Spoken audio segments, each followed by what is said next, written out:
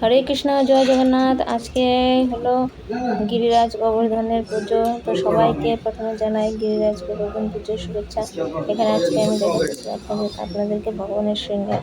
এত সুন্দর করে শৃঙ্গার করেছে আজকে, মানে এত ভালো লাগতেছিল ভগবানের থেকে।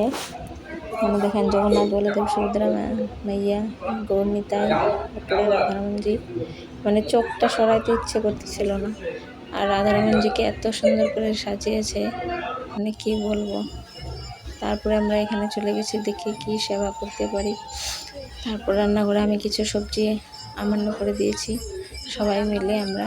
তারপর এখানে রান্না মোটামুটি হয়েই গিয়েছিল। তারপরে একটু বসেছিলাম জব করতে। তারপরে এখানে দেখি কিছু কিছু মাতাজি আরও সবজি একটু একটু হয়েছে, রান্না আমান্য করতেছে। তারপর এখানে মাতাজি গায়ত্রী করতেছিল। তারপর আমরা সবাই নিচে গিয়েছিলাম, এখানে গৌমাতাকে পুজো দিয়েছে। একটা ছোট গৌমাতা নিয়ে এসেছিলো।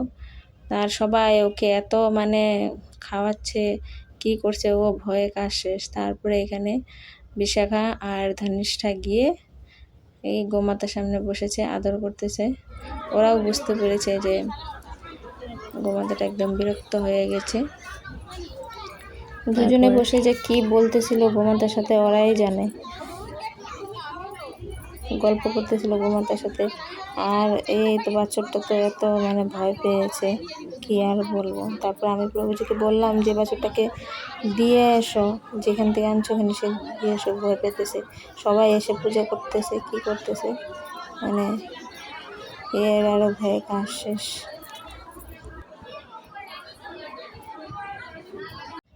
তারপর আমরা মাতাজির সাথে কিছু ফটো উঠলাম। এখানে বোন, আমি, মাতাজি, দুই মাতাজি। তারপরে আবার দেখি এই একের পর একে আসছে। তারপর এখানে প্রসাদের লাইন দেখেন কত ভিড় হয়ে যাচ্ছে। তারপর প্রভুজি এসে গোমাতাটাকে নিয়ে গেল। আর দেখে কথা দেখেন, দেখেই প্রভুজিকে মনে হয়েছে কত মানে চেনা জানা, ওনার কোলে ওঠার জন্য কেমন গেছে। তারপর এখানে সবাই প্রসাদ পেতে বসলো। কিন্তু আমি আপনাদেরকে গিরিরাজ গোবর্ধন যে সাজিয়েছিল সেটা দেখাতে পারলাম না, কারণ বিশাখা স্কুল থেকে এসে পড়েছিল। তো আমি ঘরে চলে গিয়েছিলাম, সেই জন্য আমি এটা দেখাতে পারলাম না। তো নেক্সট অন্য সময় কোনো আরেক বছর দেখাবো। ঠিক আছে, আজকে এ পর্যন্তই। দেখেন কি আনন্দ, সবাই মিলে ভক্তরা যখন একসঙ্গে এইভাবে ভগবানের সেবা করে। জয় জয়।